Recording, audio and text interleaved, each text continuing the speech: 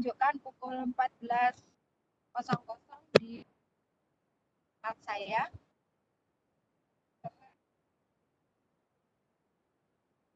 Bunda, suaranya putus-putus, Bunda.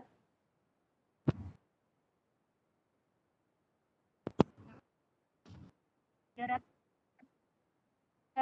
yang sudah bergabung, dan kita akan mulai sesi ini dengan bacaan bersama supaya kegiatan ini dapat berjalan dengan baik dan lancar. Baik, kegiatan ini kita baca bersama.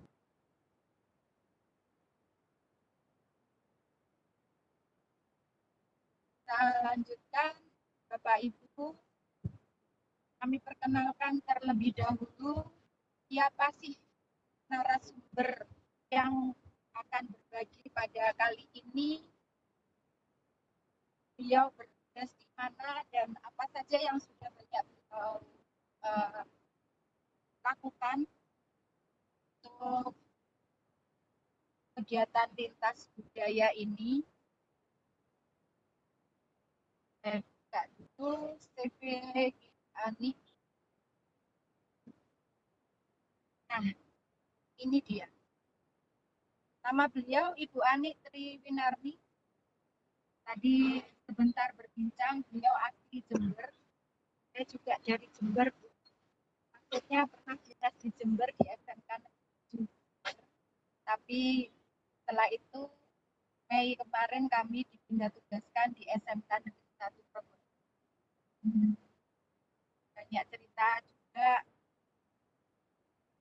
seperti ibu kalau tugas di tempat yang jauh dari tempat kita, tapi semuanya itu kita anggap rekreasi. Nah, nanti hasilnya juga akan bisa dituangkan dalam lintas budaya ini. Beliau tempat tanggal lahir di Brebes 10 Mei loh, sama dengan saya Ibu. Iya. Agustusnya Mei, 21 Mei. Anak saya yang paling kecil 10 Mei ya, Bunda. Oh, ulang tahunnya sama Bunda. Iya, berarti kalau anak saya ulang tahun, saya juga memperingati ulang tahunnya Bunda. Iya. Pekerjaan dari SMA Negeri 1 Banyu Putih Situbondo. Alamat Kecamatan Banyu Putih. Kualifikasi akademik yang pernah beliau tempuh adalah di SDN 1 Kebonagung. Ini Pasuruan ya Bunda? Di mana Bunda? Kebonagung. Oh, Jember. Maaf. Bukan di Jember Bunda, di Brebes Bunda. Oh, di Brebes. Nggih. Nggih. 99. Bunda, suaranya minta tolong agak keras.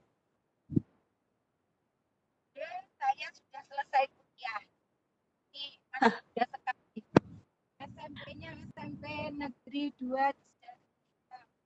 SMAS 2 dan S1-nya Universitas Negeri Semarang di MIPA, pendidikan biologi, kemudian pendidikan profesi guru ditempuh di Universitas Negeri Semarang, MIPA, pendidikan biologi juga.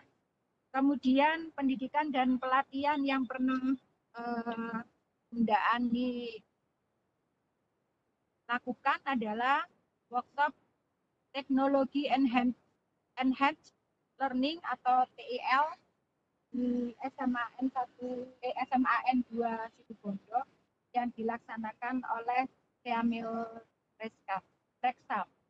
Kemudian IHT dan banyak lagi pengembangan diri yang dilakukan oleh Bunda Ani ini.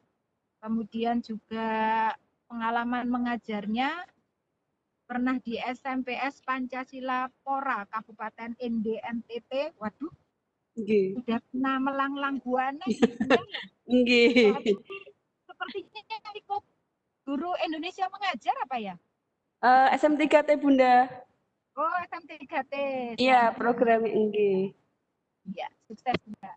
Nggih. Kemudian di SMK Istania Kota Tegal tahun 2014-2016. Sekolah-sekolah yang sudah pernah beliau ajar ini seharusnya sekolahnya ini bangga punya guru yang sangat inovatif seperti Mbak Ani ini. Kemudian pernah di SMA ada juga, pernah juga, ini yang berarti yang terakhir Iya, SMA Negeri 1 Banyu Putih. Bapak Ibu, inilah sekilas tentang biodata narasumber kita siang hari ini, dan mudah-mudahan apa yang beliau sampaikan nanti akan menjadi ilmu yang bermanfaat untuk kita semuanya, dan kita ikuti paparan beliau sampai tuntas, dan nanti jika ada pertanyaan bisa tuliskan di kolom chat, nanti akan kami bacakan. Untuk singkat waktunya kami serahkan ke Bunda Ani. Kami silakan. terima kasih Bunda. Bismillahirrahmanirrahim. Assalamualaikum warahmatullahi wabarakatuh. Selamat siang Bapak Ibu Guru.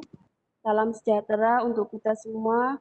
Semoga kita senantiasa selalu diberikan kesehatan dan diberikan perlindungan oleh Allah Subhanahu wa taala. Amin amin ya rabbal alamin. Tidak lupa pula saya mengucapkan terima kasih Bunda atas waktunya dan bersedia memoderatori kegiatan workshop hari ini dan meluangkan waktunya di tengah perjalanannya Bunda. Terima kasih. Suaranya jelas nggih Bunda nggih, saya nggih? Jelas. Nggih. Bapak Ibu Guru, nggih, Bapak Ibu Guru yang inovatif, ini merupakan pertemuan kedua kita dalam workshop bidang lomba budidaya dan lintas usaha. Pada pertemuan sebelumnya kita sudah membahas tentang menggali gagasan atau ide kreatif potensi lokal. Nah, pada pertemuan sebelumnya juga sudah diberikan tugas yaitu untuk simulasi desain thinking. Perlu Bapak Ibu ketahui bahwa tugas ini merupakan bukan tugas akhir yang akan dinilai pada lomba inovatif guru ini Bapak Ibu. Ini merupakan tugas untuk memenuhi kebutuhan CP dari workshop. Seperti kita ketahui bahwa workshop untuk bidang lomba budidaya itu sebesar 32 JP. Sedangkan kita hanya ada 4 pertemuan di mana satu pertemuan itu diberikan waktu 1,5 jam. Jadi untuk pemenuhan biar satu pertemuan 8 jam, maka diberikan tugas mandiri yang berupa tugas yang diberikan untuk setiap akhir sesi pertemuan. Begitu Bapak Ibu. Tadi siang sekitar pukul 12:30 saya sudah cek di Google Drive, sudah ada sekitar 87 Bapak Ibu yang sudah mengirimkan tugasnya. Jadi monggo saya masih menunggu tugas-tugas yang lainnya dari Bapak Ibu Guru sampai tanggal 3 September 2020. Nah, Bapak Ibu, pada pertemuan hari ini saya diberikan tugas oleh panitia GCC untuk menyampaikan materi yang kedua, yaitu berupa memberdayakan potensi lokal sebagai peluang bisnis. Bunda bisa minta tolong share kontennya, nggih?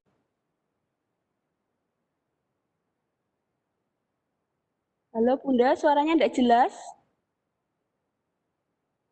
Saya yang share konten, nggih? Nggih, Bu. Oh, nggih, nggih, nggih.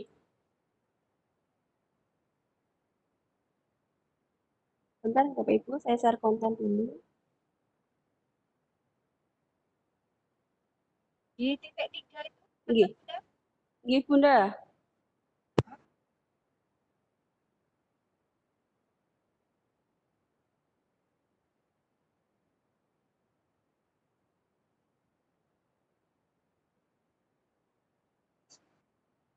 Nah, Oke. Nah, hari ini Bapak Ibu saya akan berbagi informasi tentang materi memberdayakan potensi lokal sebagai peluang bisnis. Jadi potensi lokal yang sudah kita buat dalam bentuk produk inovatif, kemudian kita jadikan sebagai peluang bisnis sehingga produk inovasi yang kita buat itu bisa menjadikan produk-produk yang lebih bermanfaat dan bisa berguna bagi sekitar kita.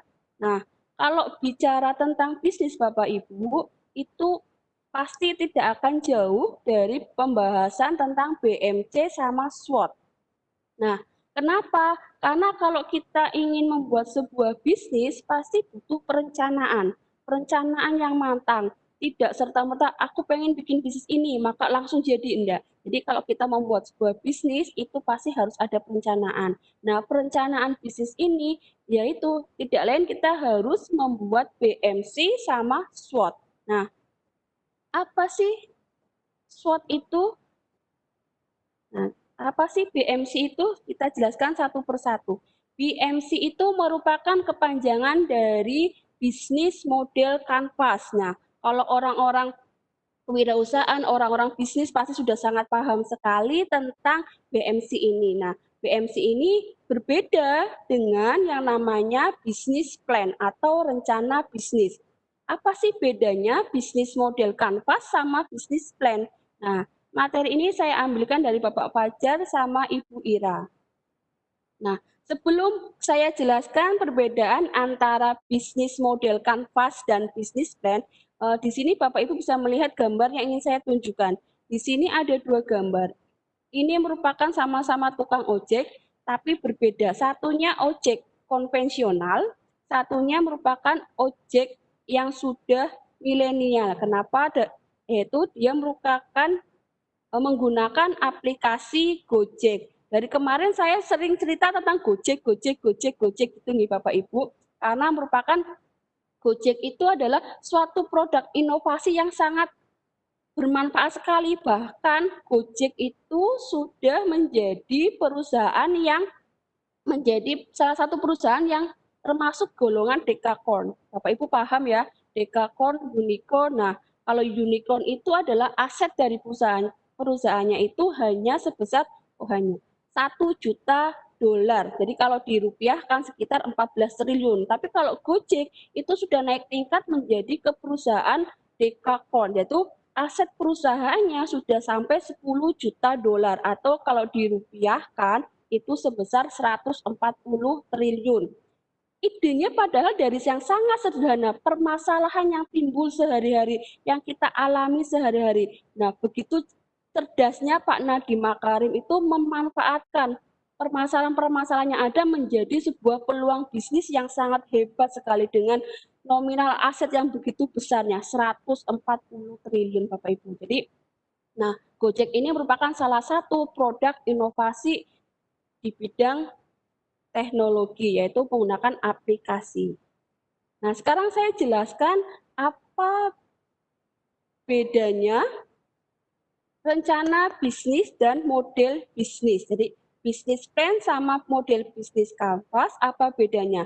Nah, kalau rencana bisnis atau bisnis plan itu terdiri atas beberapa halaman, bahkan sampai puluhan halaman. Itu kalau bisnis plan. Kemudian terdiri atas asumsi-asumsi bisnis atau perkiraan-perkiraan bisnis. Terus yang ketiga, memiliki sekat-sekat antara fungsi-fungsi bisnis. Maksudnya sekat-sekat ini dibeda-bedakan, tidak merupakan satu kesatuan yang utuh itu kalau bisnis plan. Kemudian lebih berfokus pada sudut pandang perusahaan. Jadi sudut pandangnya itu dilihat dari perusahaan, bukan dari konsumen. Padahal kemarin ketika kita membahas tentang menggali gagasan atau ide kreatif, itu adalah prinsipnya harus user centris. Tapi kalau rencana bisnis ini lebih berfokus pada sudut pandang perusahaan. Dan karena banyak sekali halamannya dan banyak sekali yang dibicarakan di bisnis plan ini, maka akan sulit untuk diuji cobakan. Nah, itu kalau bisnis plan. Kemudian, sedangkan bagaimana kalau bisnis model kanvas? Nah, kalau model kanvas ini terdiri hanya satu halaman, Bapak Ibu. Tapi dari satu halaman itu, ketika Bapak Ibu mengajukan sebuah proposal ke misalnya perusahaan atau ke lembaga-lembaga yang akan memberikan dana, hanya satu lembar itu saja Bapak Ibu itu sudah bisa menceritakan bisnis apa yang Bapak Ibu tawarkan. Nah, seperti itu. Kemudian sama seperti bisnis plan, bisnis model kanvas juga terdiri atas asumsi-asumsi bisnis. Kemudian yang ketiga, memandang bisnis secara holistik, jadi secara keseluruhan. Sudut pandangnya banyak, bisa dilihat dari beberapa sisi. Kemudian lebih berfokus pada sudut pandang pelanggan. Ini sudah sesuai dengan prinsip dari design thinking yang kemarin sudah kita bahas. Jadi fokus kita ketika kita ingin membuat sebuah bisnis itu harus pada pelanggan. Nah, karena cuma satu halaman dan sangat ringkas sekali yang bisa dibaca oleh orang, maka bisnis model kanvas ini dirancang untuk diuji cobakan. Kemudian, nah, komponen-komponen yang ada di model bisnis kanvas ini itu adalah mulai dari bagaimana kita menciptakan manfaat bagi pelanggan awalnya. Jadi pola pikirnya itu dari bagaimana kita bisa menciptakan produk-produk inovasi yang bisa bermanfaat bagi pelanggan maupun konsumen. Kemudian setelah itu pola pikirnya adalah bagaimana kita menghasilkan profit atau keuntungan dari manfaat yang kita ciptakan dari produk-produk inovasi tersebut. Nah, apa saja sih komponen-komponen dari model bisnis kanvas ini? Nah, ada 9 komponen Bapak Ibu dari model bisnis kanvas. Nah, senternya, pusatnya itu di sini Bapak Ibu, di value proposition. Nah, jadi center dari bisnis model kanvas adalah di value proposition. Kemudian Bapak Ibu bisa bergerak ke kanan maupun ke kiri. Nah, kalau ke kanan nanti di sini ada yang namanya customer relationship. Jadi bagaimana Bapak Ibu itu menjalin interaksi dengan pelanggan, dengan konsumen. Maka Bapak Ibu harus tuliskan di sini di customer relationship. Kemudian ada channel. Channel itu adalah bagaimana Bapak Ibu itu berkomunikasi atau menjangkau konsumen-konsumen pelanggan-pelanggan Bapak Ibu.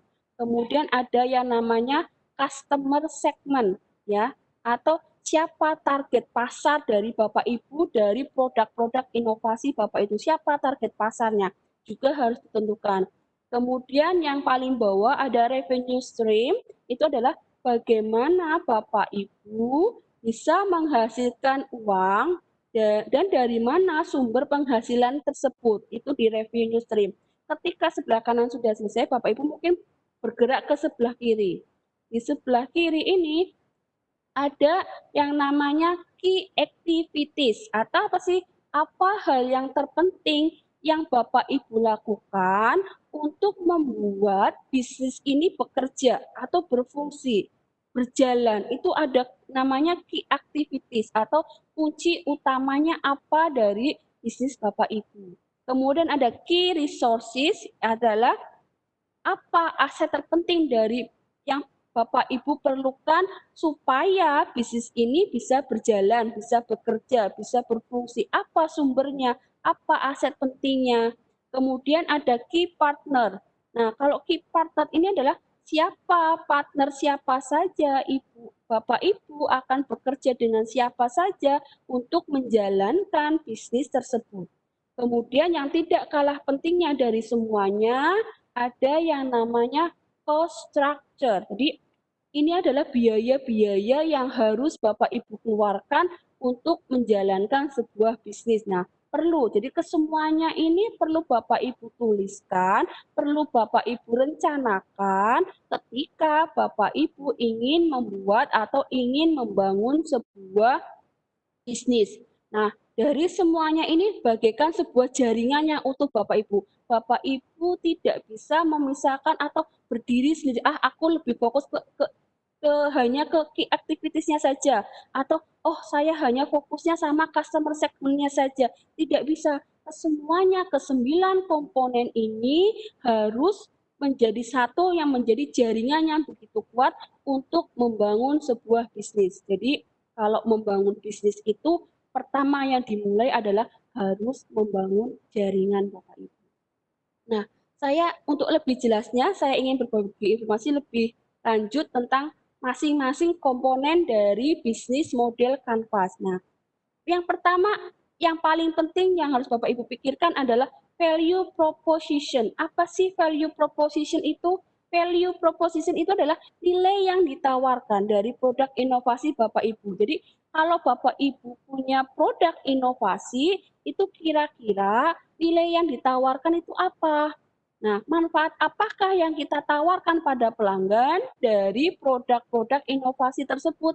Apakah statusnya atau mereknya? Kemudian, apakah harga yang murah? Apakah kinerja yang unggul? Atau apakah meringankan biaya konsumen atau lain-lain? Saya beri contoh salah satu saja Bapak Ibu. Bapak Ibu pasti paham ya, merek-merek tas yang sangat high end. Mungkin ibu-ibu sangat paham sekali ada Hermes, Chanel, Gucci, Louis Vuitton.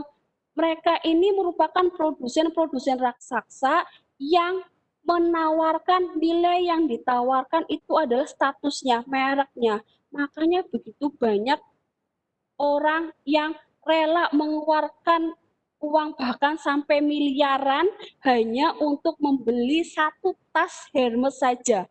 Mereka rela merogoh kocek sampai miliaran hanya untuk membeli satu tas Hermes saja. Kenapa? Karena yang ditawarkan oleh perusahaan tersebut adalah mereknya, gengsinya. Jadi seperti itu, Bu. Jadi Bapak Ibu sekarang pikirkan kira-kira produk inovasi yang akan saya buat ini nilai yang bisa ditawarkan apa, keunggulannya apa, boleh harganya, boleh statusnya, boleh cara kerjanya, boleh bisa membuat praktis konsumen seperti itu. Nah, mulai dipikirkan apa sih value proposition dari produk inovasi Bapak Ibu.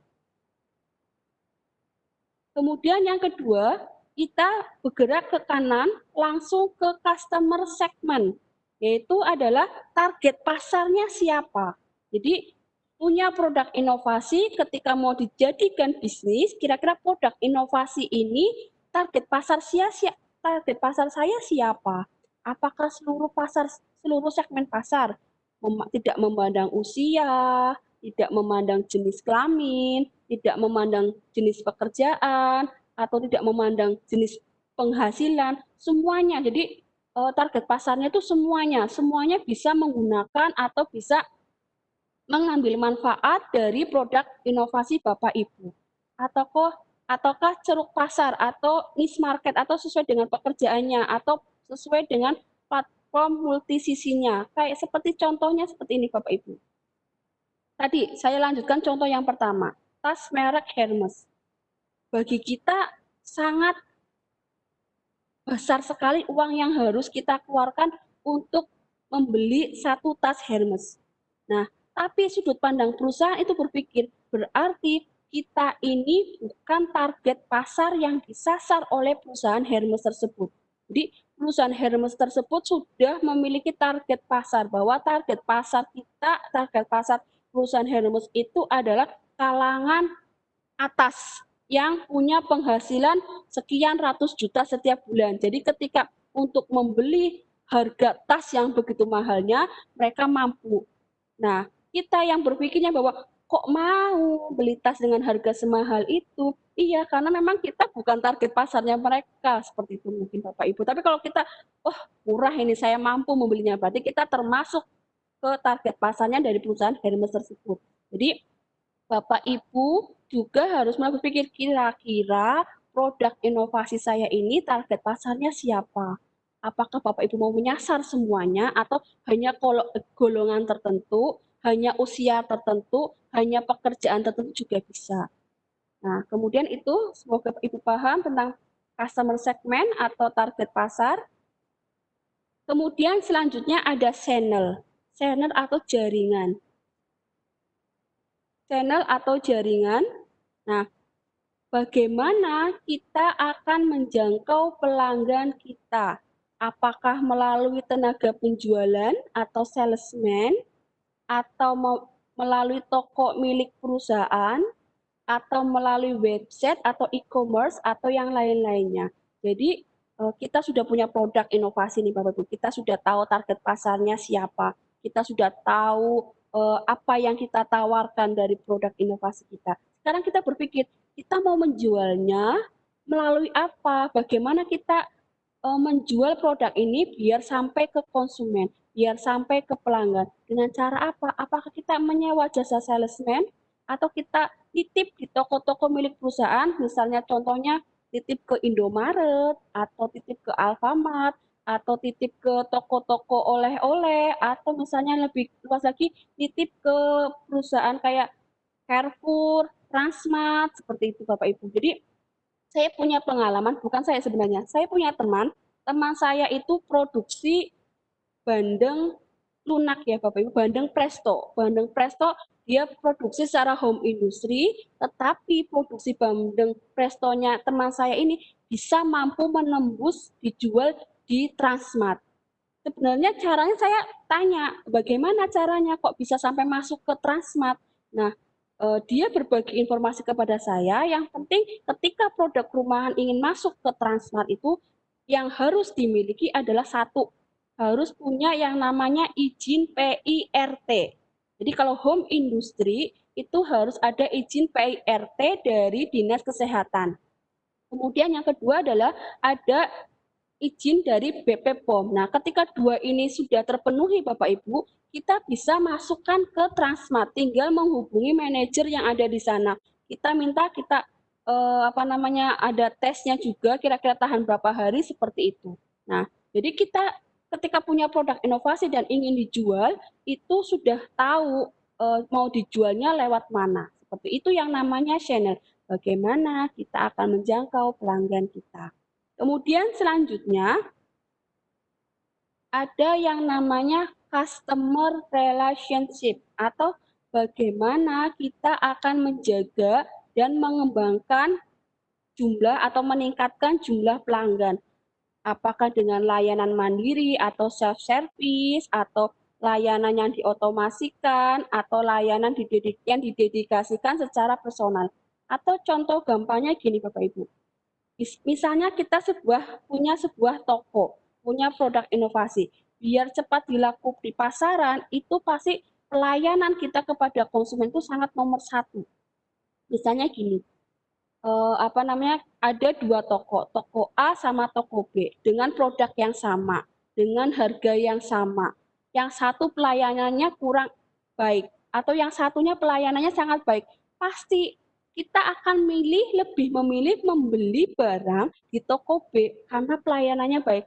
Walaupun misalnya harganya agak lebih tinggi sedikit, tapi pelayanannya sangat bagus. Pasti kita juga banyak yang milih membeli di toko B. Atau misalnya pelayanan yang lain selain pelayanan yang ramah, juga bisa misalnya sering ada promo, sering melaksanakan diskon, atau misalnya sering ada giveaway gitu ya.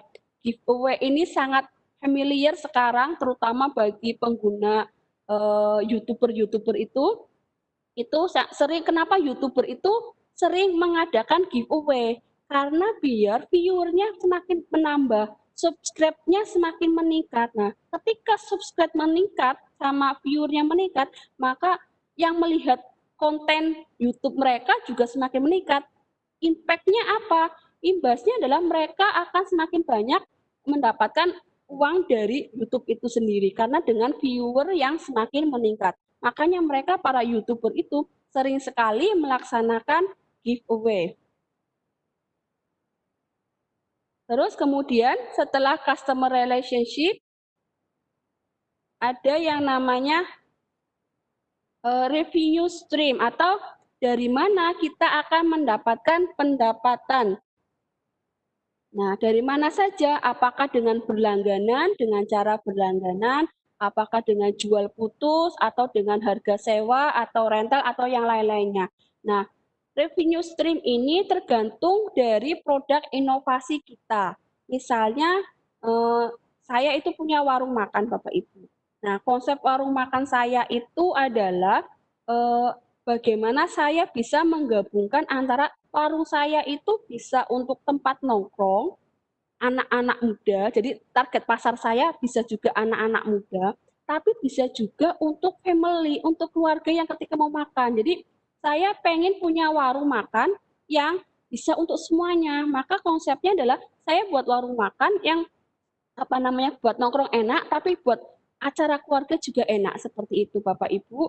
Nah, jadi pendapatan saya itu bukan hanya dari makan besar yang biasanya untuk keluarga-keluarga seperti itu, tapi juga misalnya ketika ada anak-anak muda yang ingin nongkrong, yang ingin hanya makan makanan ringan, itu juga bisa masuk ke warung saya. Jadi sumber pendapatannya saya itu bisa banyak sekali. Atau misalnya warung saya itu tidak cuma menjual satu menu saja, banyak menu yang lainnya yang bisa dipilih, mulai dari menu makanan yang berat sampai menu makanan yang ringan, dengan jenis minuman yang banyak. Nah, semakin banyak yang kita tawarkan, maka semakin besar pula pendapatan yang kita dapatkan Bapak Ibu. Kemudian selanjutnya adalah setelah revenue stream, kemudian balik ke key activities atau kunci aktivitas. Aktivitas apa sajakah yang penting dalam penciptaan manfaat? Jadi apakah jelas kalau sebuah produk inovasi, maka kunci aktivitas, kunci kegiatan yang paling penting adalah produksi. Proses produksi itu adalah merupakan kunci kegiatan dari sebuah bisnis. Kemudian ada pemecahan masalah.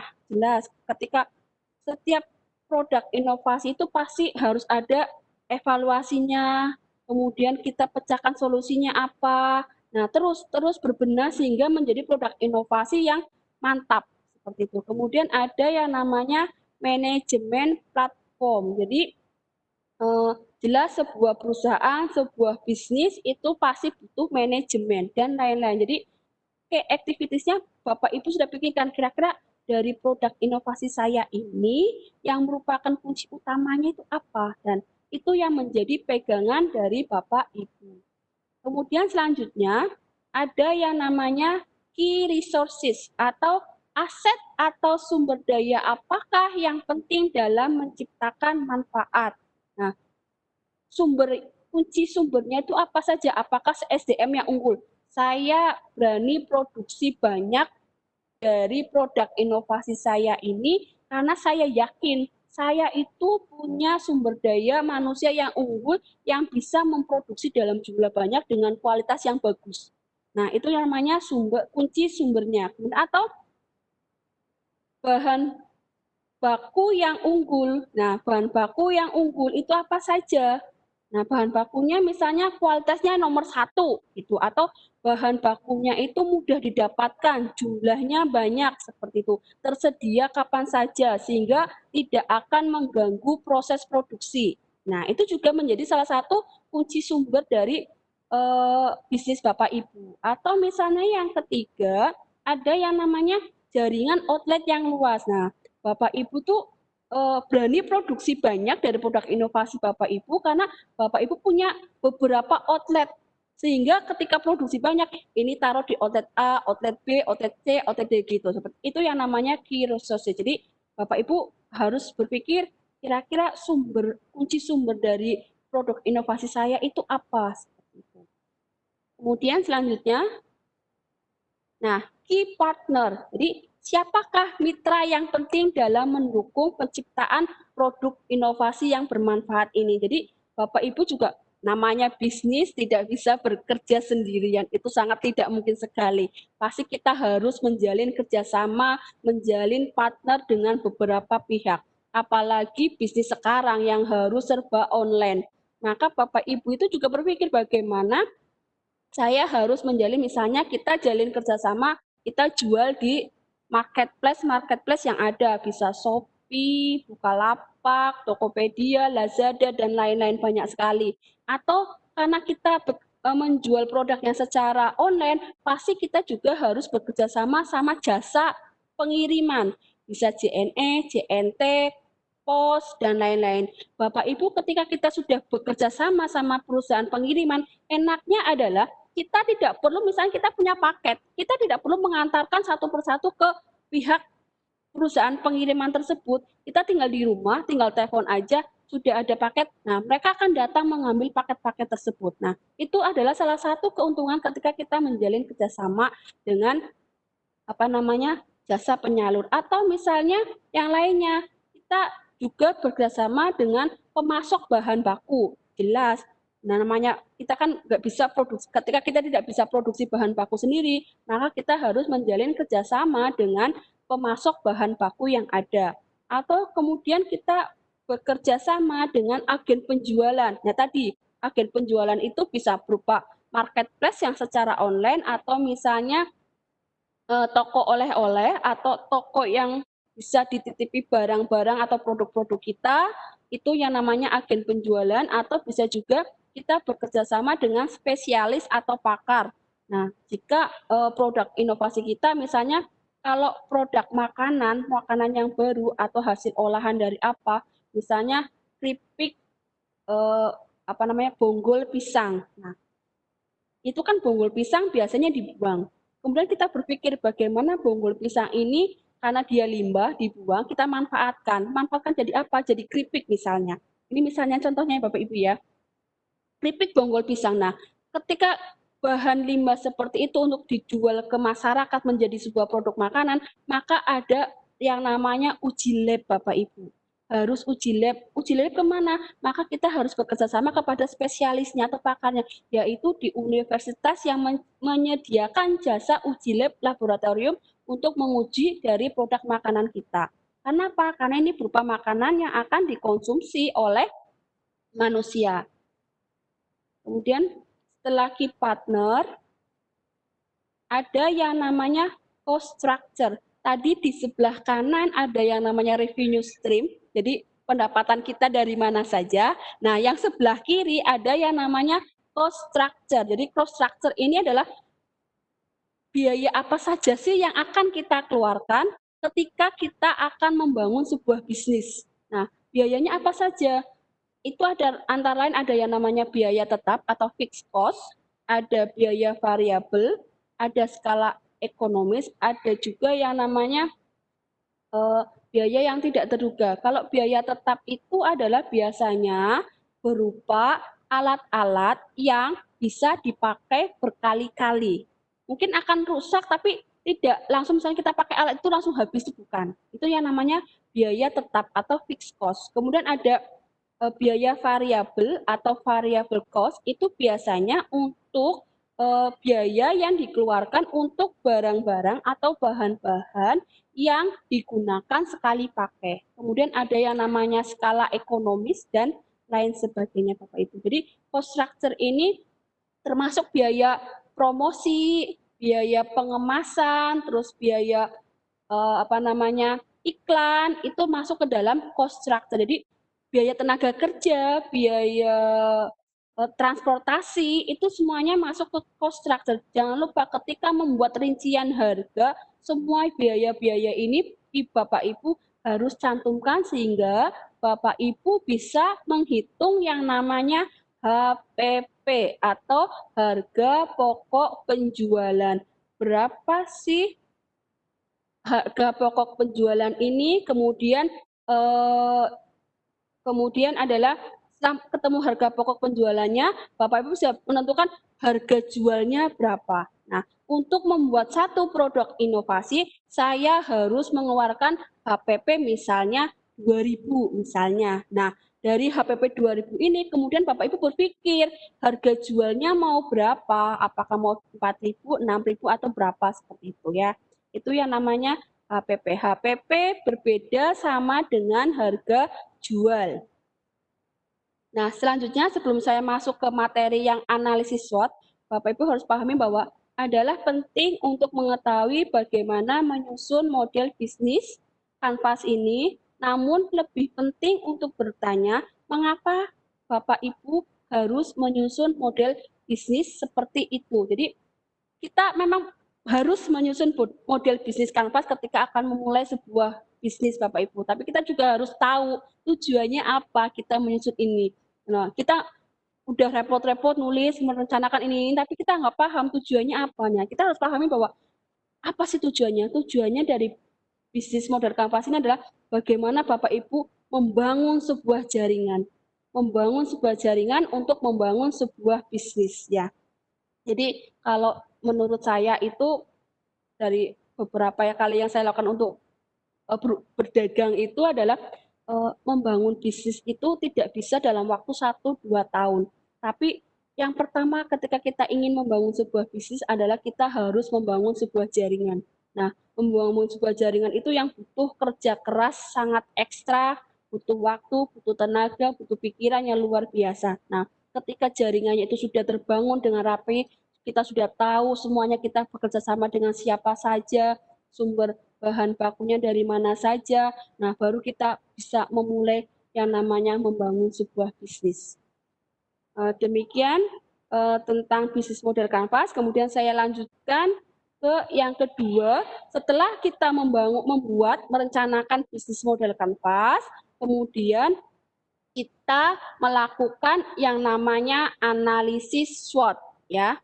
Bapak Ibu mungkin paham analisis SWOT itu apa?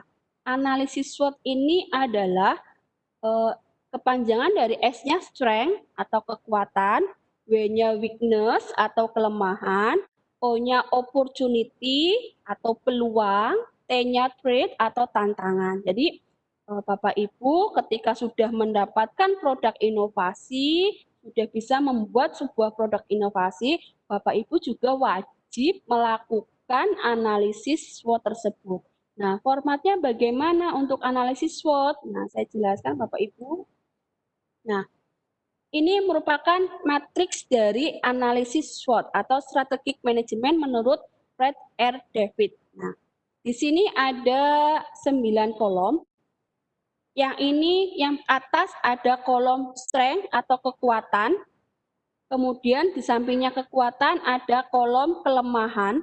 Nah, kekuatan sama kelemahan ini merupakan sifatnya internal Bapak Ibu. Jadi bersifat dari dalam produksi sendiri, dari dalam produknya itu. Kira-kira kekuatan dari produk itu apa? Kelemahan dari produk itu apa? Seperti itu. Jadi kemudian kalau ke bawah, ini ada yang namanya opportunity atau peluang. Nah, peluang ini merupakan faktor eksternal. Kemudian di bawah peluang ada yang namanya threat atau ancaman atau tantangan. Nah, baik peluang maupun tantangan ini merupakan keduanya adalah faktor eksternal atau faktor yang berasal dari luar produk kita tersebut. Nah, kalau kita sudah tahu kekuatan, kelemahan, peluang, sama tantangan dari produk kita, maka kita harus menyusun yang namanya strategi. Nah, di sini ada 4 strategi yang perlu Bapak Ibu pikirkan ketika melakukan analisis SWOT terhadap produk-produk inovasinya. Ada yang namanya strategi SO. Strategi SO ini maksudnya adalah strategi gabungan dari kekuatan, strength, sama peluang, opportunity. Jadi digabungkan. Nah, dari strategi ini gunanya adalah menciptakan strategi yang menggunakan kekuatan. Jadi Bapak Ibu menggunakan kekuatan, tujuannya untuk memanfaatkan peluang yang sebesar-besarnya. Jadi strateginya apa? Biar Bapak Ibu bisa menguatkan, menggunakan kekuatan untuk memanfaatkan peluang yang ada. Di sini menulis strateginya Bapak Ibu. Ini yang namanya strategi SO. Kemudian ada yang namanya strategi WO. Apa sih strategi WO ini? Strategi WO itu merupakan menciptakan strategi yang meminimalkan kelemahan Bapak Ibu, kelemahan dari produk inovasi untuk tujuannya memanfaatkan peluang yang ada. Jadi kelemahannya itu dikecilkan seminim mungkin dan peluangnya diperbesar sebanyak mungkin. Jadi strateginya itu apa? Seperti itu. Kemudian ada strategi ST, yaitu strategi dari gabungan antara strength sama threat. Jadi bagaimana Bapak Ibu menciptakan strategi yang bisa menggunakan kekuatan untuk mengatasi berbagai tantangan-tantangan yang ada. Jadi Bapak Ibu harus berpikir strateginya itu apa ini untuk menggunakan kekuatan untuk mengatasi berbagai ancaman, berbagai tantangan-tantangan yang ada. Kemudian strategi yang terakhir, strategi yang keempat, ada yang namanya strategi WT, yaitu weakness dan threat. Jadi bagaimana Bapak Ibu menciptakan strategi yang bisa meminimalkan kelemahan untuk menghindari tantangan atau ancaman-ancaman yang ada. Jadi langkah untuk membuat analisis SWOT adalah satu, Bapak Ibu harus membuat daftar kekuatan, daftar kelemahan, daftar peluang, daftar ancaman semuanya dari produk-produk inovasi Bapak Ibu.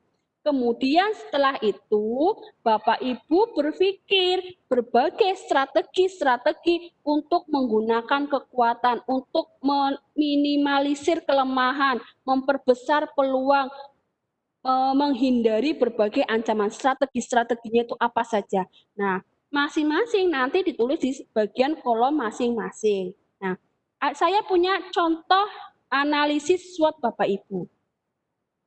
Nah, di sini adalah contoh analisis SWOT keunggulan lokal. Di sini untuk barista ya, berarti untuk produsen kopi ya. Nah, di sini dari ketika seorang barista yang memproduksi sebuah kopi, maka dia punya kekuatan antara lain kopi merupakan hasil panen kebun petani yang terpilih di daerah sekitar. Berarti di sini bisa dilihat kualitasnya bagus ya, karena merupakan hasil kebun petani sendiri, bukan sebuah kebun yang luas gitu ya. Kemudian yang kedua, kekuatannya adalah si barista ini memiliki 13 varietas kopi dan dengan 6 proses pasca panen. Jadi kopinya ada 13 varietas, prosesnya meliputi 6 proses yang dilakukan setelah panen. Kekuatan yang ketiga, si barista ini punya lokasi strategis karena merupakan jalan perkantoran pemerintahan. Kemudian yang keempat, kualitas kopi lebih baik dengan coffee shop yang lainnya. Nah, kelemahannya, di sini beliau juga membuat daftar kelemahannya, yaitu yang pertama, kapasitas ruangan hanya mampu menampung 20 orang. Jadi, coffee shop-nya itu hanya bisa menampung 20 orang saja, itu merupakan kelemahannya. Berarti beliau berpikirnya bahwa coffee shop ini masih kecil, pengen lebih luas lagi. Kemudian parkir mobilnya belum ada. Kemudian selanjutnya modal usahanya masih terbatas. Yang keempat, belum resmi menjadi badan hukum. Nah, beliau juga menuliskan peluangnya atau opportunities-nya. Ada 3 peluang yang barista ini pikirkan. Yang pertama adalah menyediakan kopi dalam bentuk biji hijau atau green bean dan biji yang telah disangrai atau roasted bean dalam jumlah yang banyak. Jadi sumber bahan bakunya itu sangat banyak, jadi tidak akan mengganggu proses produksi jika permintaannya itu banyak. Kemudian jumlah masyarakat yang terus meningkat setiap tahunnya. Selanjutnya peluangnya adalah permintaan pasar setiap tahunnya itu terus meningkat. Nah, threat-nya, ancamannya itu ada 4, munculnya pesaing di dekat lokasi dengan suasana yang lebih nyaman dan lebih luas. Kemudian ada kebosanan pelanggan, terus ada tantangannya, ada perubahan tren, ya tren itu kalau untuk makanan itu sangat cepat sekali perubahan trennya. Kemudiannya yang terakhir tantangannya adalah banyak pemain lama pada usaha ini. Ini merupakan daftar kekuatan, kelemahan, peluang, dan ancaman dari sebuah coffee shop atau barista. Selanjutnya, di sini beliau juga membuat yang namanya strategi pengembangan keunggulan lokal pada kopi yang tadi. Sudah membuat daftar kelemahan, kekuatan, peluang, dan ancaman, maka beliau juga membuat strateginya. Strategi SO-nya, yaitu menciptakan cita rasa baru pada kopi, menjadikan sumber daya manusia yang kompeten dan profesional. Kemudian strateginya lainnya, memberikan pelayanan 24 jam Nah, dengan pelayanan 24 jam ini diharapkan dapat memaksimalkan kebutuhan dari para konsumen, Bapak Ibu. Kemudian strategi WO-nya itu ada selalu membuat perubahan pada tempat usaha untuk kenyamanan pelanggan. Kemudian dengan mengalokasikan beberapa persen dari laba. Misalnya dibuat taman bermain untuk anak-anak ketika coffee shop itu membawa rombongan keluarga atau yang lainnya, atau misalnya ada difasilitasi sama WiFi, atau misalnya difasilitasi sama yang namanya karaoke seperti itu. Kemudian selanjutnya melakukan promosi below the line untuk menarik konsumen terutama pada media sosial. Jadi promosi itu Bapak Ibu sangat penting sekali ketika kita membuat sebuah bisnis. Kemudian daftar strategi ST-nya ada selalu upgrade fasilitas, kemampuan, dan teknologi untuk memperkecil ruang gerak pesaing. Jadi fasilitasnya itu semakin ditingkatkan. Selanjutnya adalah melakukan strategi promosi yang mampu menempatkan coffee menguasai pasar. Jadi coffee shop-nya itu bagaimana dengan promosi bisa menguasai pasar yang ada.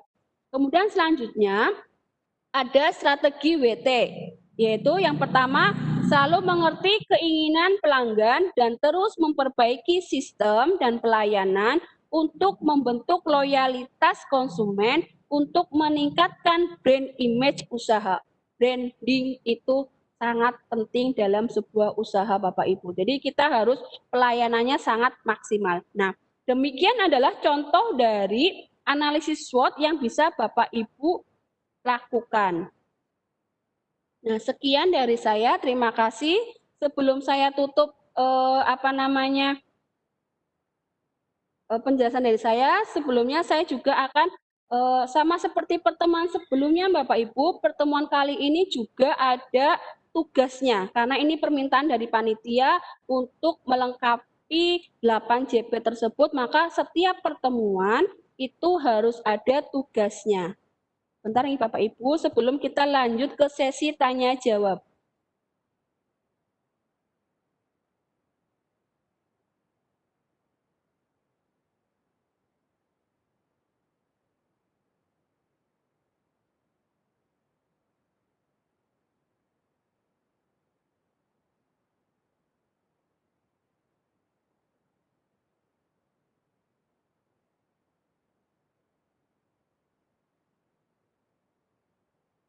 Nah, Bapak Ibu, untuk tugas pada pertemuan hari kedua ini sama seperti tugas pada pertemuan hari pertama, Bapak Ibu. Tugas dikumpulkan paling lambat 3 September 2020, Bapak Ibu. Jadi tugasnya Bapak Ibu itu daftar hadir sudah di-share ya Bapak Ibu. Monggo sambil mendengarkan, sambil menyimak, Bapak Ibu bisa melakukan daftar hadir, mengisi daftar hadir. Monggo silakan Bapak Ibu sambil menyimak, sambil mengisi daftar hadirnya. Kemudian selanjutnya adalah dikumpulkan paling lambat 3 September 2020.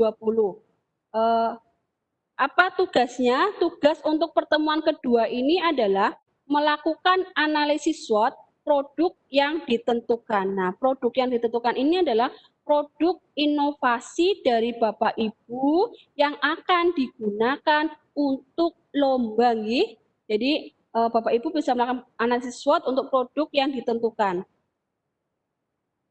Nah, bagaimana cara pengumpulan tugasnya? Sama seperti pertemuan sebelumnya, tentukan produk inovasi yang Bapak Ibu buat, lakukan analisis SWOT terhadap produk tersebut, kemudian analisis SWOT tersebut diketik sesuai dengan format di bawah dengan menggunakan di dalam file Word, kemudian tugas tersebut dikirimkan ke alamat ini. Nanti saya share di Telegram untuk PPT tugasnya Bapak Ibu. Jadi format tugasnya seperti apa? Nah, format tugasnya seperti ini. Monggo Bapak Ibu bisa sambil mengisi daftar hadirnya sudah di-share kembali sama pihak panitia. Saya ingatkan biar tidak ada lagi yang ketinggalan untuk mengisi daftar hadir Bapak Ibu. Bapak Ibu, demikian ini merupakan format tugasnya untuk pertemuan kedua ini. Bapak Ibu list daftar strength-nya, kekuatannya, kemudian weakness-nya, kelemahannya di sini, masing-masing diketik di sini, opportunity, peluangnya di sini, kemudian threat-nya di sini untuk membuat strategi SO, strategi WO, strategi WT, sama strategi ST. Ya, jadi ini merupakan form yang digunakan untuk yang namanya membuat analisis SWOT. Nah, Bapak Ibu, ini bukan merupakan tugas akhir. Saya harap Bapak Ibu itu sudah tahu nggih template untuk tugas akhir yang akan dinilai dalam lomba ini. Saya share aja biar Bapak Ibu punya pandangan. Ya, kami ingatkan lagi untuk Bapak Ibu daftar hadir bisa segera diisi. Untuk di grup Telegram juga sudah kami bagikan.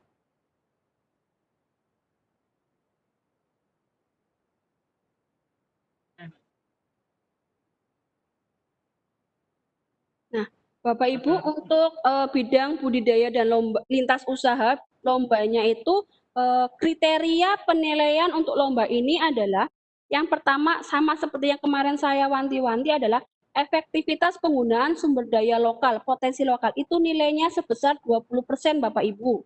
Kemudian yang dinilai adalah kreativitas dan inovasinya karena ini adalah lomba guru inovasi, nilainya 15%. Kemudian ada yang namanya laporan tugas akhir karya inovatif. Ini nilainya 30% Bapak Ibu. Nanti template tugas akhirnya saya akan tampilkan juga di sini biar Bapak Ibu lebih paham lagi. Kemudian dampak atau manfaat yang dihasilkan dari produk inovasi tersebut, apakah bisa jadikan peluang bisnis atau tidak. Nah, itu nilainya sebesar 20%. Kemudian ada videonya. Jadi Bapak Ibu ketika membuat produk inovasi jangan lupa untuk dibuat videonya. Kenapa? Karena video itu nanti juga ada penilaiannya sebesar 15% Bapak Ibu. Ya. Jadi pertama idenya. Idenya itu harus efektif menggunakan sumber daya lokal 20%, kreativitas dan inovasi 15%, kemudian laporan tugas akhirnya 30%, dampak atau manfaat yang dihasilkan 20%, kemudian videonya itu 15%. Nah, saya juga akan tunjukkan template tugas akhir yang harus Bapak Ibu buat yang ada nilainya sebesar 30% pada bidang lomba ini Bapak Ibu. Bentar, Bapak Ibu.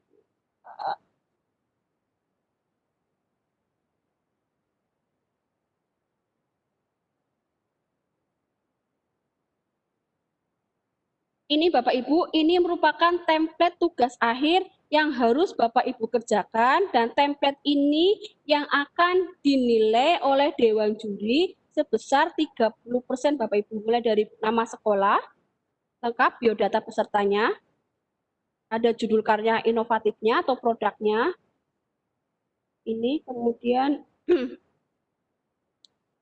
latar belakang, Bapak Ibu kemarin sudah membuat design thinking, itu bisa dijadikan hasil wawancaranya, bisa jadikan latar belakang.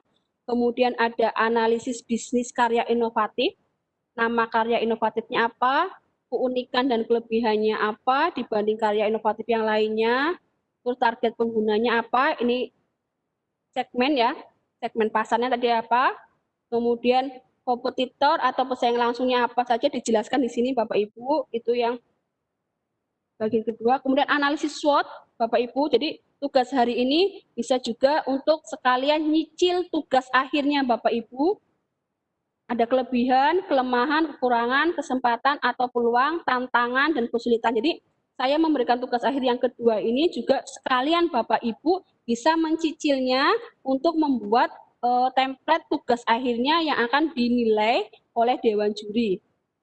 Kemudian rencana ke depan terhadap karya inovatifnya berupa strategi pemasaran dan pengembangan, jangka panjangnya bagaimana, jangka pendeknya bagaimana, misalnya jangka panjangnya bisa masuk ke Transmart atau jangka pendeknya bisa dijual secara online atau bagaimana, bisa dituliskan di situ. Terus strategi penyampaian karya inovatif terhadap target pengguna atau pasarnya bagaimana, itu. Dan yang terakhir, strategi promosi dan perikanan karya inovatif, itu. Strategi harga, nah ini ada harga Bapak Ibu, dituliskan tabel penjualan jika ada. Ini strategi harga opsional Bapak Ibu, jika ada. Berarti kalau tidak ada ya tidak apa-apa. Kalau ada lebih baik, kalau tidak ada juga tidak apa-apa. Ada tabel penjualan jika ada, kemudian ada action plan-nya. Action plan-nya formatnya ini, action plan-nya formatnya. Kemudian ada lampiran, ingat tugas akhirnya ada lampiran berupa foto dan video. Foto produk, jumlah total foto 6 foto beserta keterangannya. Bapak Ibu, ini sudah ditentukan fotonya harus 6. 6 foto beserta keterangannya, yaitu meliputi foto ketika promosi, foto proses, foto produk. Foto promosi itu bisa banyak sekali Bapak Ibu caranya. Kemudian video yang Bapak Ibu sudah buat, Bapak Ibu masukkan ke dalam, Bapak Ibu unggah ke YouTube atau di YouTube ya, kemudian di-link-kan di video itu. Nah, ini pengumpulan tugas akhir dan video maksimal tanggal 1 Oktober 2020. Bapak Ibu, nanti saya bisa share template tugas ini atau Bapak Ibu bisa unduh langsung di web GTK Jatim Bapak Ibu. Itu ada, Bapak Ibu bisa downloadnya, atau mungkin lebih praktisnya nanti saya minta tolong Budia atau saya sendiri yang untuk men-share di grup Telegram template sama kriteria penilaiannya. Demikian penjelasan dari saya, Budia. Bapak Ibu, terima kasih atas perhatiannya. Mohon maaf jika ada kekurangannya. Wassalamualaikum warahmatullahi wabarakatuh. Saya kembalikan lagi kepada Budia. Monggo Bu Dwi. Ya Allah. Monggo Bu Dwi. Halo Bu Dwi.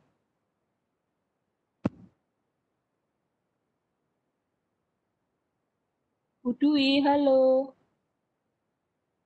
Halo Bu Dwi.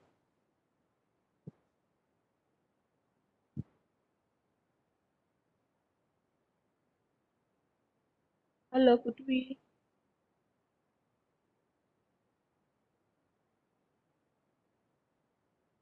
Halo Bu Dwi.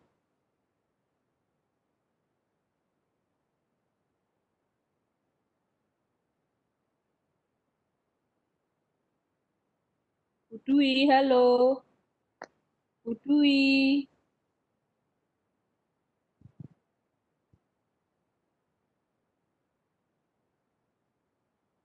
Bu Dwi.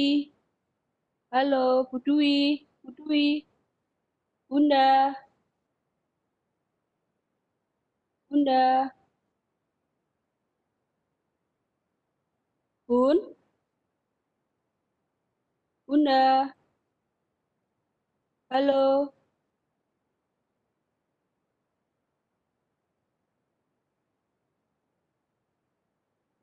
Bu Dwi. Ya, terima kasih Bu Ani. Nggih. Suaranya putus-putus Ya, Bunda. terima kasih Bu Ani Nggih, atas nggih. iya, ini kebetulan di jalan sudah hampir nyampe. Oh, nggih, Terima nggih. kasih Bu Ani atas semua materi yang disampaikan. Kemudian ini ada beberapa pertanyaan dari peserta. Bunda tadi pernah sempat menjelaskan bahwasanya Bunda selain sebagai guru juga sebagai wirausahawati sepertinya. Nah, ini ada yang tanya bagaimana triknya membagi waktu Bunda untuk mengajar dan jelasnya juga berwirausaha. Monggo Bunda. Terima kasih Bunda. Saya jawab langsung Ibunda. Jadi Bapak Ibu, sebenarnya usaha yang saya jalankan ini tidak saya jalankan sendiri, tapi saya kerjasama sama suami saya. Jadi saya bagi waktu sama suami saya bagian manajerialnya. Tapi secara lapangan dilakukan penuh oleh suami saya dan dibantu oleh beberapa orang yang membantu. Jadi triknya adalah saya menyiapkan, jadi kita berpikir dulu. Saya tuh ketika memulai usaha, sebenarnya usahanya belum begitu lama Bapak Ibu, tahun ini kebetulan apalagi ini dihantam pandemi, Masya Allah sekali. Jadi ketika mulai usaha tersebut, saya berpikir sebenarnya latar belakang dulu ya Bapak Ibu ya. Latar belakang saya itu adalah orang tua saya, keluarga saya kebanyakan semuanya adalah wirausaha, pedagang semuanya.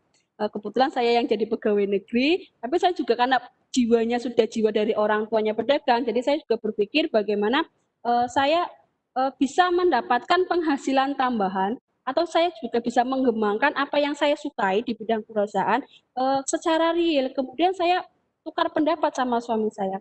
Kira-kira bikin apa ini untuk apa namanya bisa ada tambahan penghasilan atau bisa ada kegiatan yang lain.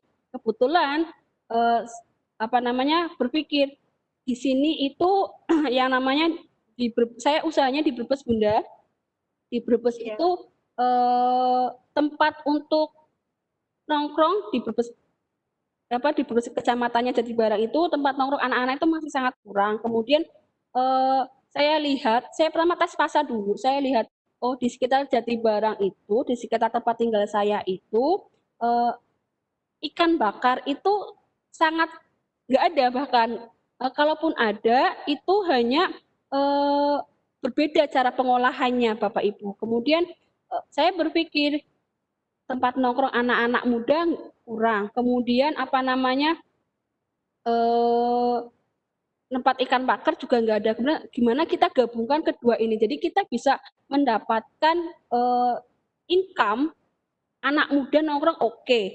Keluarga untuk makan juga oke. Bagaimana? Nah, kita kemudian sepakat sama suami saya untuk membuka usaha tersebut dengan pikiran bahwa usaha ini bisa berkembang karena memang dibutuhkan di sekitar lingkungan saya untuk memenuhi kebutuhan masyarakat sekitar biar ketika mereka ingin makan secara ramai-ramai keluarga bisa di tempat saya atau misalnya anak-anak muda pengen hangout juga bisa di tempat saya seperti itu Bunda. Nah, untuk pembagian waktu saya hanya bergerak di bidang manajemennya saja, misalnya mengatur keuangannya saja atau mengatur bagaimana siklus perputaran bisnisnya itu kerjasama sama berbagai pihak mulai dari yang pesuplai ikan, suplai bahan makanan yang lainnya atau sebagainya. Kemudian promosi juga saya yang pegang, biasanya saya pegang untuk promosi di bidang Facebooknya, di Instagramnya dan lain-lain itu saya yang pegang. Nah untuk suami saya itu kebetulan dia yang pegang secara ketika pengolahan bahan makanannya dan dibantu oleh beberapa orang yang membantu saya. Jadi saya tetap bisa fokus di kerjaan, tapi usaha juga bisa jalan, Bunda. Begitu, Bunda. Terima kasih. Terima kasih Bu Ani. Gih. Ani untuk berbagi bagaimana tipsnya berbagi waktu. Saya rasa untuk Bapak Ibu yang punya usaha juga dengan selain mengajar atau selain statusnya adalah sebagai guru tenaga pendidik baik PNS maupun non PNS pasti akan mempunyai trik berbagi waktunya yang jelas juga akan berbeda. Nah, ini untuk pertanyaan yang kedua dari Bu Putri Kurnia dari SMKN Pasirian Lumajang. Apakah untuk produk yang dibuat massal ini, apakah bentuknya kearifan lokal atau kompetensi lokal? Apakah kita bisa juga mengkombinasikan dengan chemical atau bahan kimia untuk memperpanjang masa expirednya? Dan apakah nanti akan mempengaruhi penilaian? Bagaimana Bunda? Saya ulangi, Bunda, pertanyaannya. Apakah bentuk dari produk yang akan diproduksi massal ini merupakan bentuk kearifan lokal maupun kompetensi lokal saja atau bisa digabung sama bahan-bahan kimia untuk menambah daya simpan seperti itu, Bunda? Ya. Jadi Bapak Ibu mungkin Bapak Ibu tadi sudah ketika bisnis model kanvas itu Bapak Ibu sudah saya jelaskan kira-kira produk inovasi yang ingin ditawarkan nilainya itu apa. Jadi Bapak Ibu harus memilih produk yang ingin Bapak Ibu.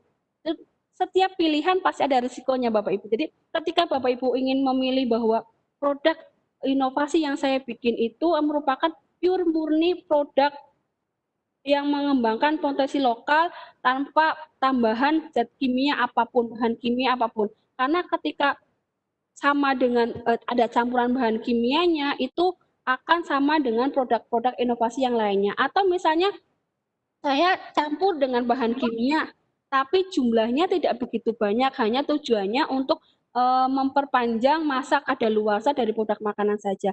Monggo, kalau menurut tim penjurian itu kayaknya tidak ada pengaruhnya Bapak Ibu. Tadi saya sudah share kriteria penilaiannya. Yang penting dalam produk inovasi Bapak Ibu itu sudah mengembangkan potensi budaya lokal yang ada di sekitar Bapak Ibu. Dan itu nilai kriterianya sebesar 20%. Untuk tambahan bahan kimia ketika proses produksi itu merupakan pertimbangan kita. Kira-kira kita biar dapat untungnya lebih banyak bagaimana, atau misalnya kayaknya nggak pakai bahan kimia juga bisa. Kayak misalnya gini Bapak Ibu, saya juga di sekolah ini anak-anak yang saya bimbing itu punya produk-produk olahan dari susu sapi murni Bapak Ibu. Ada berbagai macam produk olahan, kurang lebih ada 7. Ada yang namanya susu gemilang, sulang. Sulang itu merupakan olahan susu sapi murni dengan berbagai rasa Bapak Ibu. Kemudian ada stisu. Stisu itu stik susu, jadi susu saya buat sama anak-anak biar jadi produk olahan makanan. Kemudian ada puksu, kerupuk susu. Kemudian ada dekatul.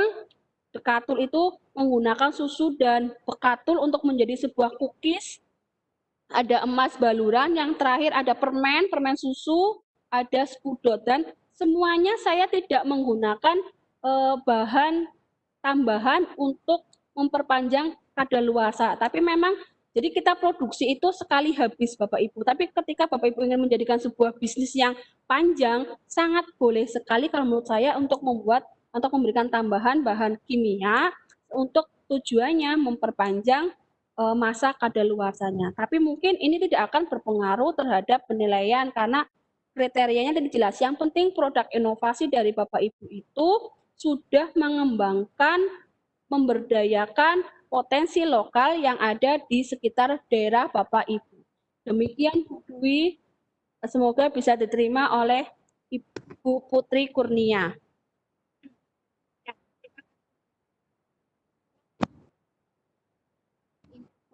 Suaranya putus-putus, saya tidak bisa mendengarnya. Kreativitas dan inovasinya ya. Kemudian ada pertanyaan, apakah strategi yang digunakan ini harus model kanvas? Apakah tidak diperkenankan model yang lain misalnya? Gimana Bu? Bisa diulangi Bu, suaranya putus-putus, mohon maaf. Iya. Untuk ini apa kegiatan ini, apakah harus model kanvas strateginya, atau apakah boleh dengan menggunakan model lainnya? Oke, saya ulangi Ibu nggih, Bunda nggih. Apakah nggih, Bunda, dengar Bunda. Apakah untuk kegiatan produksi ini bolehkah caranya menggunakan bisnis model kanvas atau boleh dengan yang lainnya? Saya kira Bapak Ibu banyak cara untuk kita dalam membangun sebuah bisnis. Bisnis model kanvas merupakan pilihan cara dari saya atau yang bisa Bapak Ibu gunakan untuk menyusun atau mengembangkan sebuah bisnis. Ketika Ibu punya model yang lainnya, misalnya Ibu lebih kayaknya saya nggak cocok pakai model bisnis kanvas, Bapak Ibu bisa menggunakan yang namanya rencana bisnis atau yang namanya bisnis plan, itu juga boleh. Ini merupakan tidak keseharusan yang tidak diwajibkan ketika Bapak Ibu membuat sebuah produk inovasi menggunakan bisnis model kanvas. Bapak Ibu bisa menggunakan model yang lainnya, misalnya Bapak Ibu saya lebih cocok pakainya rencana bisnis atau bisnis plan karena lebih jelas, lebih detail, lebih teliti. Gih monggo silahkan, tidak apa-apa. Yang penting Bapak Ibu paham bagaimana untuk menyusun template tugas akhir, Bapak Ibu bisa tahu caranya. Jadi ini berasal dari apa saja, bagaimana saya mencari menjawab bagian ini, bagian ini, bagian ini. Demikian Bu Dwi, terima kasih. Ya. Ada lagi bertanya?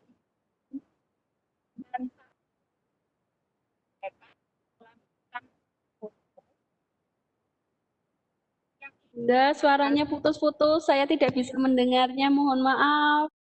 Iya, terkait dengan foto tadi itu yang diminta adalah 6 foto. Apakah 6 foto itu boleh dijadikan satu sehingga nanti yang dikirim hanya satu file atau satu lembar? Monggo. Oke, terima kasih Bunda. Untuk kaitannya foto itu biasanya foto itu kan nanti merupakan lampiran nih Bapak Ibu. Jadi Bapak Ibu tuh membuat yang namanya template tugas akhir seperti tadi yang saya tampilkan.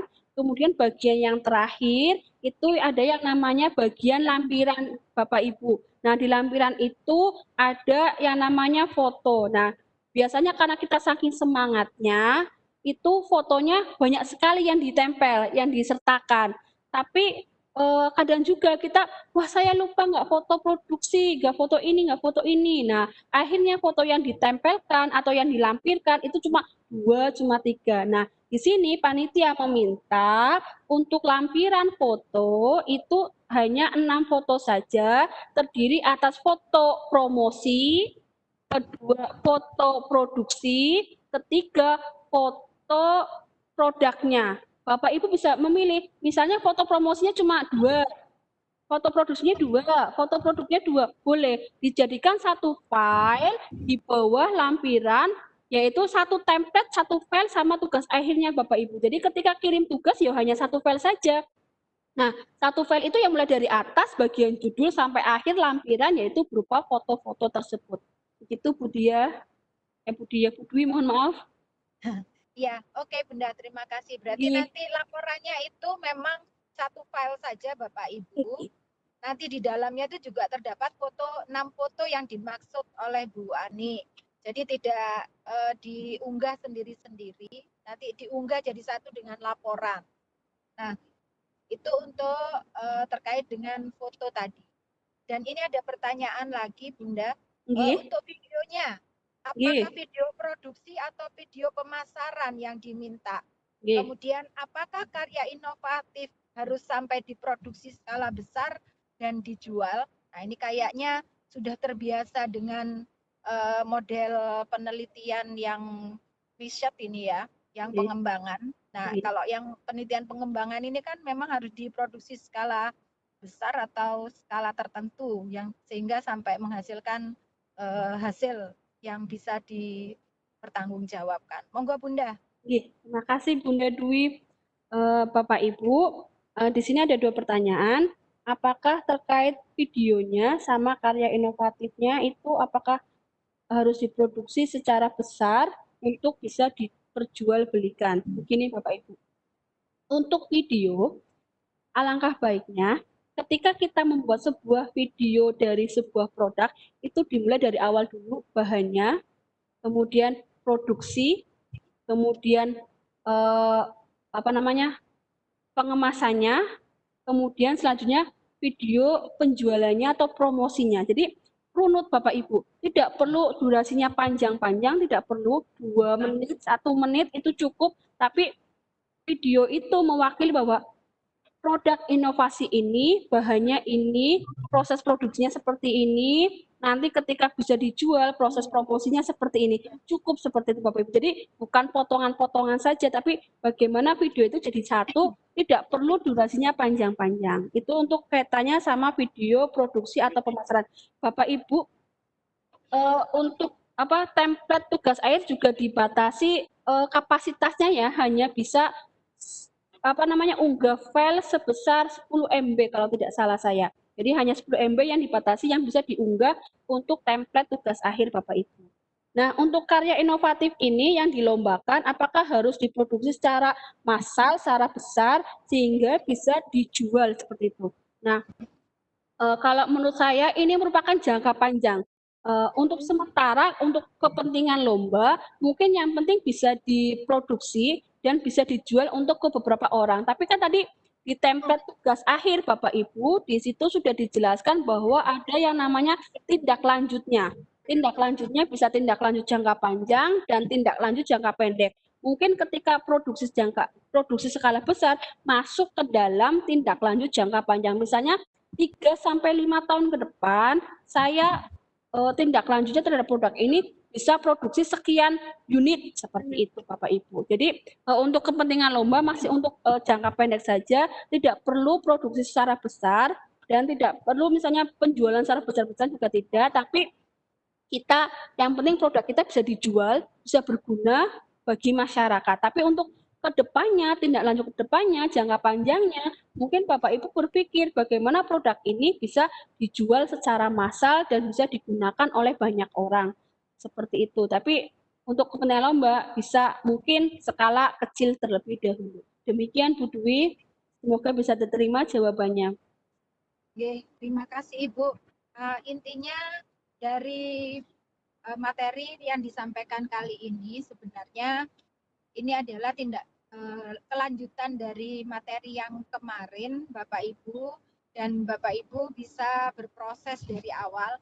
Tentunya untuk membuat laporan terkait bidang lomba budidaya dan lintas usaha ini, yang jelas Bapak Ibu pasti akan memiliki usaha meskipun itu belum direncanakan, tetapi pasti memiliki. Misalnya Bapak Ibu guru sekarang sudah giat dengan online shop. Nah, Bapak Ibu bisa membuat ini sesuai dengan bidang yang digeluti saat ini.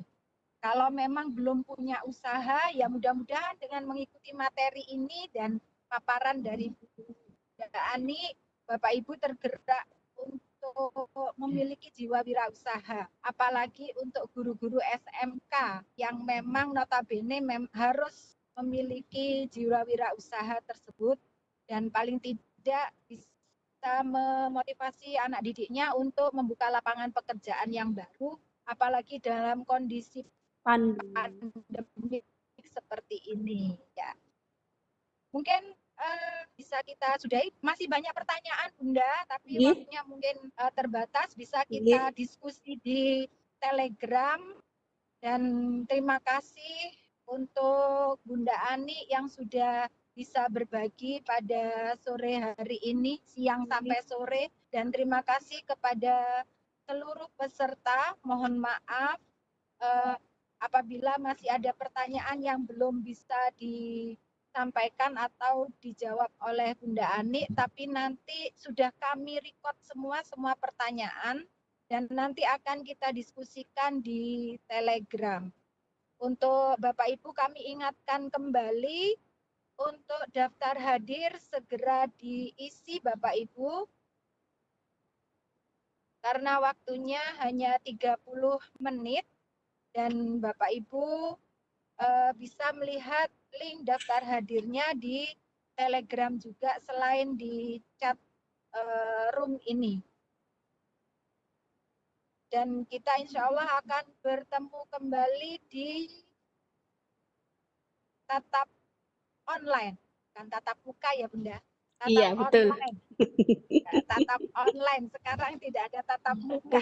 Tidak boleh. Online, ya. Dan mudah-mudahan materi ini bisa membuka wacana kita terkait dengan yang baru mengenal dengan analisis SWOT sebelum merencanakan usaha. Itu semuanya dibuat perencanaan dan dipertimbangkan serta diperhitungkan untung ruginya, kemudian kondisi yang ada di lingkungan kita juga. Dan mudah-mudahan ini akan membuka wacana kita semua untuk tetap bahagia di masa pandemik ini dengan berwirausaha, dan semoga semuanya akan segera usai dan Bapak Ibu bisa berkarya, berinovasi dengan caranya masing-masing. Mungkin ini saja dan bisa kita akhiri. Kalau tadi kita buka dengan bacaan basmalah, mari kita tutup acara ini. Terima kasih Bunda Ani, jangan bosan-bosan untuk membaca di grup dan diskusi di grup. Mudah-mudahan semuanya bisa berjalan dengan baik dan lancar. Amin, kita akhiri amin. acara ini dengan bacaan hamdalah bersama. Alhamdulillah. Terima kasih. Saya kembalikan kepada host Pak Irfan, dan terima kasih pada seluruh peserta yang sudah bergabung pada hari ini. Untuk link absen, Bapak Ibu bisa mengintip di grup Telegram supaya tidak tertinggal. Terima kasih atas kehadirannya. Selamat berkarya, selamat berinovasi untuk menjadi guru hebat Jawa Timur dan Indonesia. Assalamualaikum warahmatullahi wabarakatuh. Waalaikumsalam warahmatullahi wabarakatuh. Terima kasih Bunda Dwi. Sama-sama Bunda, saya kembalikan ke Pak Irfan. Nggih.